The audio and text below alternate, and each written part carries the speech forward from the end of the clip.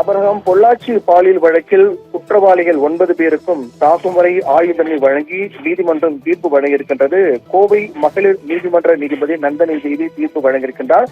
இந்த தீர்ப்பு வரவேற்கத்தக்க தீர்ப்பாக கிட்டத்தட்ட 2019 நடைபெற்ற நிகழ்வு அது தொடர்ச்சியாக நடைபெற்று வந்த வாத பிரதிவாதம் முடிவுற்ற பிறகு இந்த தீர்ப்பானது வழங்கப்பட்டிருக்கிறது. 9 பேரும் குற்றவாளிகள் என அறிவிக்கப்பட்டு அவர்களுக்கு ஆயுள் தண்டனை வழங்கப்பட்டிருக்கிறது. இந்த தீர்ப்பை வரவேற்று தமிழக முதலமைச்சர் மு க ஸ்டாலின் எக்ஸ்தலத்தில் பதிவு வெளியிட்டிருக்கிறார்.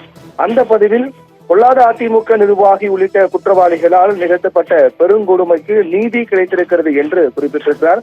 மேலும் அதிமுக குற்றவாளி அடங்கிய கூடாரத்தை பாதுகாக்க முயற்சித்த சார்கள் மானம் இருந்தால் வெட்கி தலை குனியட்டும் என்ற பதிவையும் அவர் குறிப்பிட்டிருக்கிறார். இந்த விவகாரத்தை பொறுத்தவரை 2019 நடைபெற்ற நிகழ்வு அதில் அதிமுக நிர்வாகிகளுக்கும் தொடர்பு இருப்பதாக, அதில் இருக்கக்கூடிய ஒரு நபர் அதிமுகவை சேர்ந்தவர்கள், அதன் காரணமாக இது அரசியல் ரீதியாக கொண்டு செல்லப்படுவது என்றும் ஒருதலை பட்சமாக விசாரணை நடைபெறுவதாக குற்றச்சாட்டுகள் முன்வைக்கப்பட்டிருந்தது. அப்போதே தேர்தல் 2021 சட்டமன்ற தேர்தலின் போது தேர்தல் பிரச்சாரம் மேற்கொண்ட தற்போதைய முதலமைச்சர் மு க ஸ்டாலின் திமுக ஆட்சிக்கு வந்தவுடன் பொள்ளாச்சி பாலியல் வன்கொடுமை வழக்கில் குற்றவாளிகள் கண்டறிந்து அவங்களுக்கு அதிகபட்ச தண்டனை பெற்றுத்தரப்படும் என்று அப்போதே அவர் வாக்குறுதி அளித்திருந்தார். அதை தொடர்ந்து தற்போது கிட்டத்தட்ட 2019 நடைபெற்ற நிகழ்வு, அதை தொடர்ந்து நடைபெற்று வந்த வழக்கு விசாரணையின் முடிவில் நீதிமன்றம் தீர்ப்பு வழங்கியிருக்கிறது. 9 பேரும் குற்றவாளிகள் என்று தீர்ப்பு வழங்கப்பட்ட நிலையில் அதற்கு பிறகு தற்போது தண்டனை விவரம் வெளியிடப்பட்டிருக்கிறது. அதில் 9 பேருக்கும் ஆயுள் தண்டனை வழங்கி தீர்ப்பு வழங்கப்பட்டது. இந்த தீர்ப்பு பலராலும் வரவேற்கப்பட்ட தீர்ப்பாக பார்க்கப்படுவது.